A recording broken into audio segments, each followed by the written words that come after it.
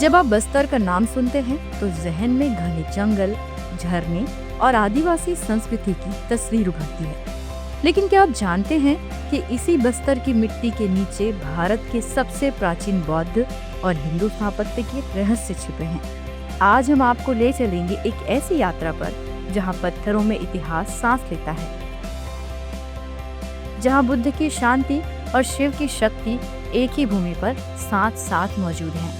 आज अनसुनी गाथा की कहानी है नारायण पाल और भोगा पाल की भूली बिसरी लेकिन बेहद शानदार धरोहर की। बस्तर जिले के जगदलपुर से लगभग 43 किलोमीटर दूर इंद्रावती नदी के दूसरे किनारे पर एक छोटा सा गांव है नारायण पाल।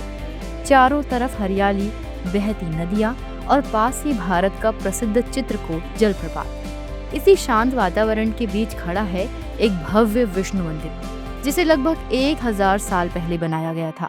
इतिहासकारों के अनुसार इस मंदिर का निर्माण 1111 ईस्वी में चिंदक राजवंश की रानी ममुंद देवी ने करवाया था। ये वही दौर था जब उत्तर भारत में खजुराहो जैसे भव्य मंदिर बन रहे थे और उसी समय बस्तर में भी यह अद्भुत स्थापत्य रचा जा रहा था।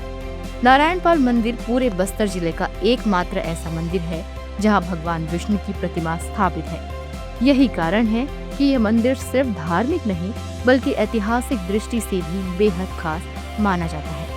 इस मंदिर की वास्तुकला में चालुक्य शैली का प्रभाव साफ दिखाई देता है।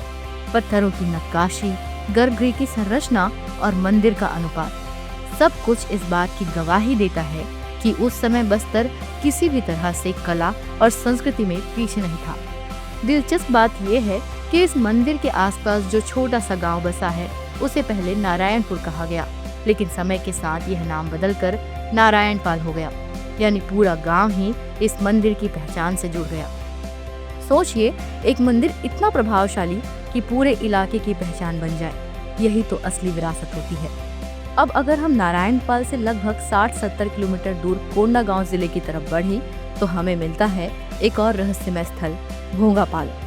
आज यह सिर्फ एक छोटा सा गांव है, लेकिन जमीन के नीचे छिपा है लगभग 1500 साल पुराना इतिहास। साल 1984-85 में पहली बार इस जगह को पुरातत्वविदों ने गंभीरता से देखा और फिर 1990-91 के बीच खुदाई हुई। इस खुदाई में जो निकला उसने इतिहास की किताबों में बस्तर के लिए एक नया अध्याय जोड़ दिया। यहाँ मिले एक ईंटों के स्तूप और 2 मंदिर परिसर, जिनकी उम्र 5वीं से 6वीं शताब्दी ईस्वी मानी जाती है, यानी यह स्थल नारायण पाल से भी कई सौ साल पुराना है। भोगा पाल का सबसे खास हिस्सा है बौद्ध चैत्य। यह चैत्य एक ऊंचे चबूतरे पर बना हुआ है और इसका पिछला हिस्सा अर्धवृत्ताकार है, जिसे वास्तुकला की भाषा में एपिसाइडल कहा जाता है।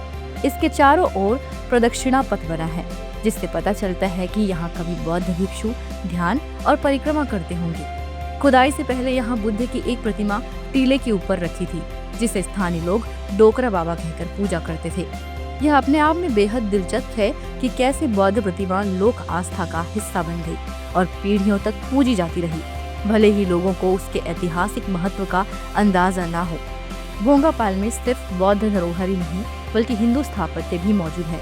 यहाँ 2 शिव मंदिर परिसर मिले हैं। पहले परिसर में 2 मंदिर हैं, जिसमें बड़ा मंदिर भगवान शिव को समर्पित है और उसके गर्भगृह में एक छोटा सा शिवलिंग स्थापित है। इसी परिसर में एक मूर्ति पैनल मिला है, जिसमें वीरभद्र और सप्तमातृकाएं दर्शाई गई हैं। यह दर्शाता है कि उस समय शैव परंपरा भी यहाँ मजबूत थी। दूसरा शिव मंदिर परिसर चैत्य से थोड़ा और दूर स्थित है, जिसमें भी 2 मंदिर हैं और दोनों पूर्वमुखी हैं, यानी एक ही क्षेत्र में बौद्ध और शैव परंपराएं साथ साथ फल फूल रही थी। यही बात बस्तर को भारत के बाकी हिस्सों से अलग बनाती है। यहाँ धर्मों के बीच टकराव नहीं बल्कि सह अस्तित्व दिखाई देता है। भोगा पाल में बुद्ध की शांति है तो नारायण पाल में विष्णु की भक्ति। एक तरफ ध्यान और करुणा का मार्ग, दूसरी तरफ भक्ति और पूजा की परंपरा, और दोनों ही एक ही सांस्कृतिक भूमि का हिस्सा है।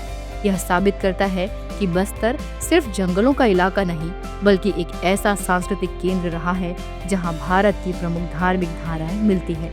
ये बात और है कि नारायण पाल और भोगा पाल जैसे स्थल उतने प्रसिद्ध आज नहीं हैं जितने खजुराहो, सारनाथ या सांची हो, लेकिन अगर हम ध्यान से देखें तो इन जगहों की ऐतिहासिक गहराई किसी से कम नहीं। यहाँ ईंटें, पत्थर और मूर्तियाँ हमें उस दौर में ले जाती हैं जब बस्तर ज्ञान, धर्म और कला का केंद्र था। यहाँ सिर्फ मंदिर नहीं है, ये हमारी पहचान है, हमारी जड़ों की कहानी है। तो अगली बार जब आप बस्तर जाएं, सिर्फ चित्रकूट झरना या तीरथगढ़ ही नहीं, बल्कि इन शांत और रहस्यमयी स्थलों को भी जरूर देखें, क्योंकि यहाँ आपको सिर्फ पत्थर नहीं मिलेंगे, बल्कि आपको मिलेगा भारत का वो इतिहास जो किताबों में कम और जमीन में ज्यादा छिपा है। नारायणपाल और भोगापाल ये सिर्फ गांव नहीं, बल्कि समय के दरवाजे हैं, जो हमें 1500 साल पीछे ले जाकर ये याद दिलाते हैं कि बस्तर हमेशा से संस्कृति और सभ्यता की भूमि रहा है। क्या आप कभी बस्तर गए हैं और आपको वहाँ सबसे अच्छा क्या लगा? हमें कमेंट कर जरूर बताएं। ऐसे ही इंफॉर्मेटिव और इंटरेस्टिंग जानकारी के लिए सी पॉजिटिव को फॉलो जरूर करें। वीडियो को लाइक और शेयर करना ना भूलें।